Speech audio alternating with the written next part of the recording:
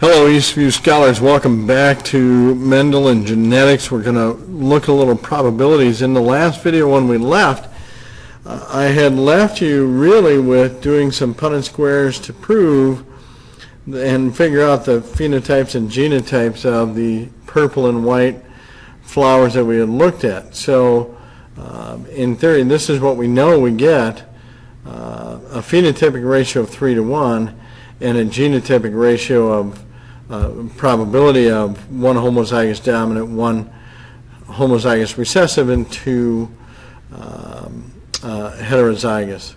Okay, so if things drew out right, those are what you should have seen. Okay, and the ratios tell you that you had a heterozygous monohybrid cross. Okay. Now here's one question. If all of these flowers are purple, how do I know which one's heterozygous and which one is the true breeding homozygous dominant? We'll do a test cross. Okay. Here's the purple flower. What can I always cross it with? The recessive, true breeding recessive, and then find out what it is. If it's dominant, you'll get an all purple offspring. If it's heterozygous, you'll get a 50-50 mix. And of course, that's for a monohybrid cross. Now, Mendel also, independent assortment was the second law that Mendel postulated, and he did that by following a dihybrid cross, which means crossing two true breeding plants with two characteristics, following those through the F1 generation, heterozygous for both characters, crossing those and seeing how those ratios work out. And certainly you could do three characteristics or more, but it gets to be rather cumbersome. But anyhow, for example, here's a dihybrid cross where we're looking at yellow round peas. That's the two dominant characteristics. So the gametes you get out of here are true breeding Ys and Rs. The second one, the recessive true breeding, was green and wrinkle. So the whole F1 generation should be heterozygous, and if I cross those, then I can do that in a 16 square dihybrid cross. But this is where it comes out to talk about how the alleles and the genes in each gene or each trait sorts independently of the others. Now, we will talk about in the future some non-Mendelian characteristics and where genes appear to be linked, and that really just talks about their location, their loci on the gene. But anyhow, it's a dihybrid cross, two traits. Okay.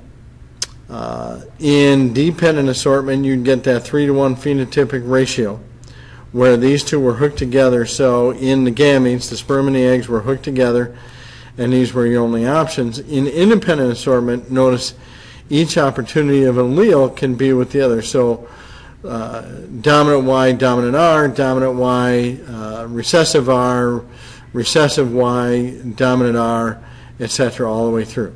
Okay, so dependent assortment, just like in a monohybrid cross, would come up with that ratio.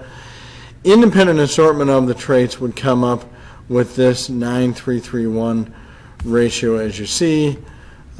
And that's what that independent assortment just means, all the variations that you could get on those alleles separating out, and you get that ratio, and lo and behold, when you do so, you can see in the results that that is what Mendel came up with in a heterozygous dihybrid cross. Okay, 9:3:1. We'll work on this separately in class. But one of the tools of genetics, really it's a statistical tool, because that's what we're moving into is probability statistics here, is a chi-square analysis, which tells you goodness of fit, or what is the probability that this was only chance or basically chance, or is it possible that there was something else,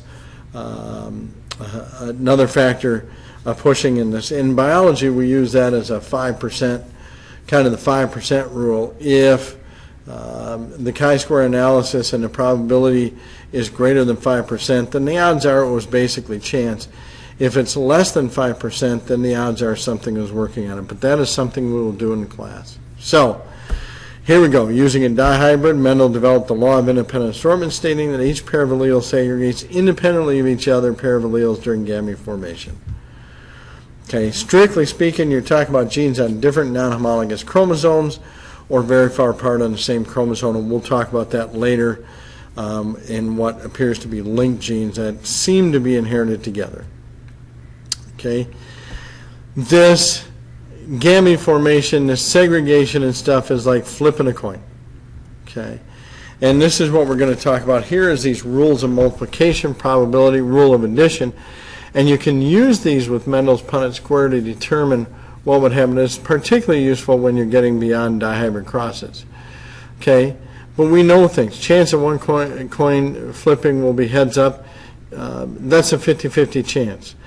Two coins flip together, both landing, or chance of two flip coins landing both heads up.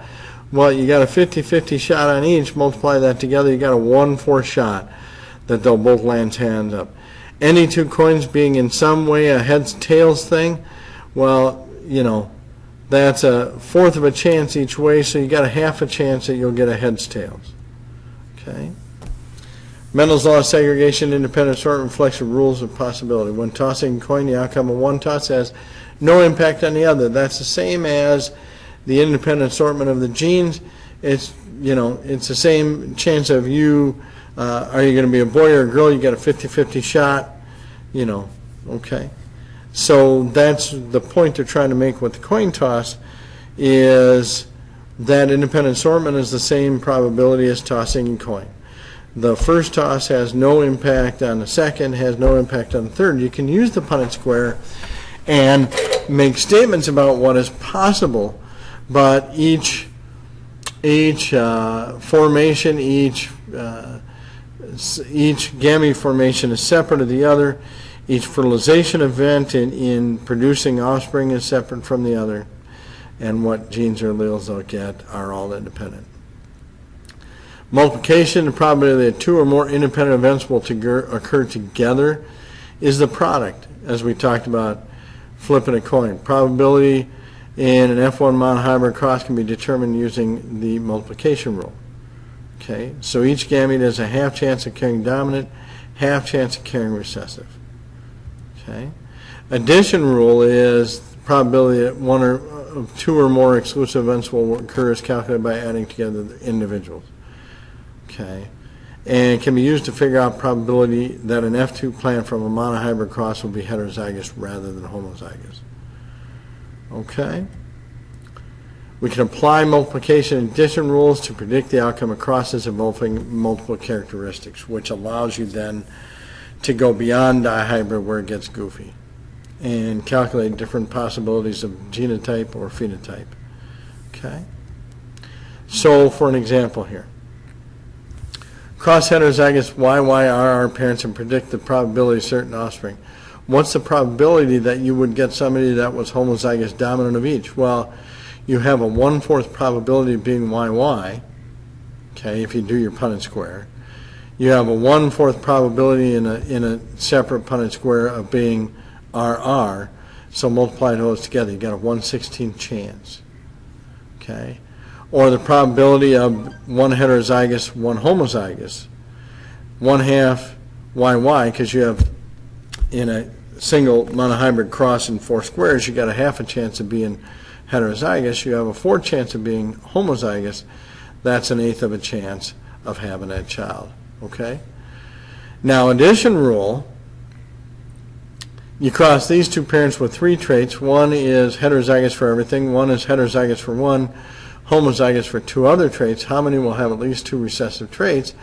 Well, the first thing you got to do is figure out all the options of having at least 2 recessive traits. Okay. Multiplying those probabilities of that one individual together. So 4 times a 4 times 4 times a half times a half, 1/16. Same here. In this one, 2/16, 1/16, 1/16, and then adding those all together. So you have a 3/8 chance of having an offspring out of this cross with at least 2 recessive traits. Okay? So I'm going to leave you some problems to look at, starting simple and going easier. One child probability it will be a boy. Well, that's flipping coins. It's a half. 50-50 shot. 2 kids probability both boys, that's like flipping 2 coins both heads. That's a half times a half or a fourth. 2 kids probability a girl and a boy, you got a half a shot. It's a fourth plus a fourth. Okay. Sorry, it's a half. Either way, because you have, it can be girl, boy, or then boy, girl. Either way, you have those options. That becomes 1/2 shot when you add them together. Okay? A fourth and a fourth, 2/4 is a half. Now, genotypes of all offspring and the chance of each probability occurring. You just do the dihybrid cross, and hopefully you'll get the phenotypic ratio should be 9:3:3:1, and you can work on the genotype ratio. Here's the one. Here's the genotype. Now, this genotype goes really with this first question. How many different types of gametes will be produced? Is there a mathematical model? I'll give you a secret. It has to do with the heterozygotes. Okay? 2 raised to some power or something along that line. So I'll let you look into that. Now, the second part is if you had 2 heterozygous parents, what's the probability that you would get this child? Okay, so you would cross 2 heterozygotes for all this. What's the chance that you would get a child that's heterozygous, homozygous, heterozygous, homozygous, heterozygous? Okay, and then the real fun one, what is the chance that any offspring of this cross would have at least 2 recessive traits? That'll take a little bit more math. All right, okay, so that's where we're going to end today. Just work on your probability, go into the book, do some probability stats, or into your packet, do some probability work, and tie some Punnett squares together, and hopefully that'll improve your probability and stats calculations. Scholar up, Eastview.